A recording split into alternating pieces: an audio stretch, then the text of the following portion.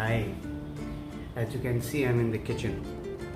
So this is a place I come very, very often, at least 3 times in a day for sure. But right now, I'm making a cup of coffee for my 97-year-old mother and her attendant. So this is something which I do myself. So her lunch, her dinner, and her morning breakfast, as well as the afternoon tea. As far as possible, I do it for her. Because somehow I feel it's through food that we are connected. And we being Parsis, we love our food, we love life, we love living it to the fullest. And my mother has been a phenomenal cook. In fact, her name has come in various recipe books. I mean, even today, at the age of 97, she can, if her senses are with her, she can rattle off recipes by heart. By heart. And I will give you a preview to that in one of my upcoming videos as well. It's amazing how this lady, through the years, has kind of kept up with food, with experimenting with food, and churning out some of the best cuisine one can ever think of in all types, but most of the types that we as Indians like to try. You know, be it Chinese, be it continental, be it Indian, Mughlai, you know, etc., etc.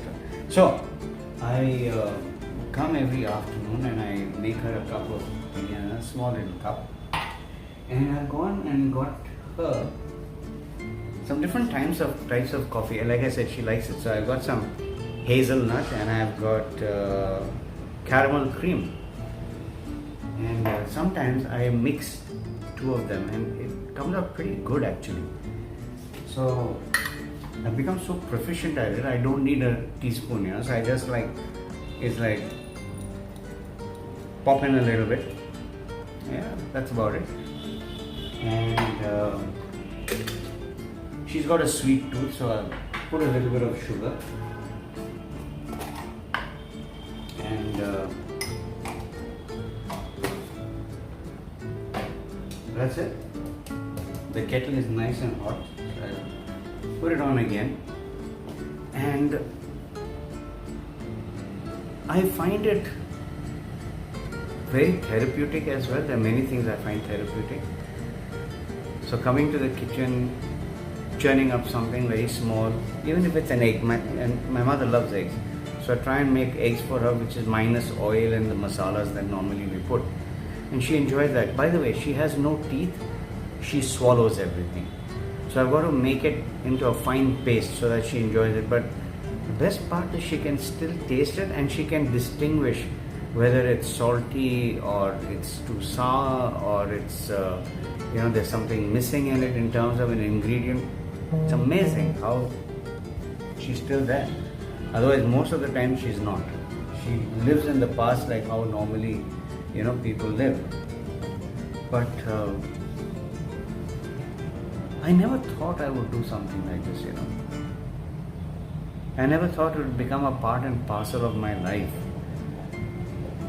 And honestly, I don't find it a burden. It's become a part of my routine.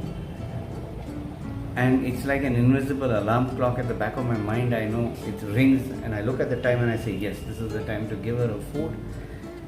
And past 3 years that she's been on the bed, it's been like, wow.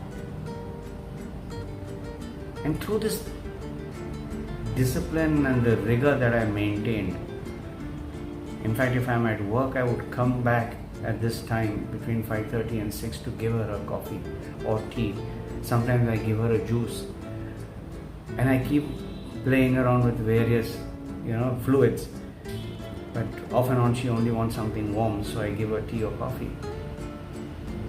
That sense of satisfaction, that sense of warmth that she feels, I feel nothing else can buy that smile that she has after she has that cup of coffee.